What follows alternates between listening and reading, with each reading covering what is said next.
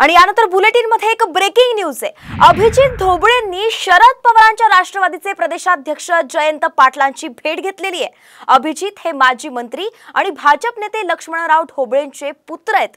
अभिजित ढोबळे मोहोळ विधानसभेसाठी सध्या इच्छुक आहेत आणि हा मतदारसंघ शरद पवारांच्या पक्षाला सुटण्याची दाट शक्यता आहे। या मतदारसंघात अजित पवारांच्या राष्ट्रवादीचे यशवंत माने हे विद्यमान आमदार आहेत। अशातच आता उद्या शरद पवार सोलापूर दौऱ्यावर सुद्धा आहेत, त्यामुळे या भेटीला अधिकच महत्त्व प्राप्त झालेलं आहे।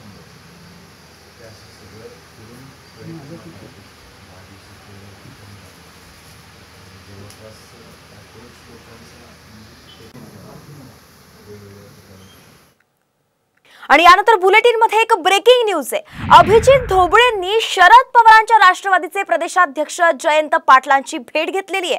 अभिजित हे माजी मंत्री आणि भाजप नेते लक्ष्मणराव ढोबळेंचे पुत्र आहेत।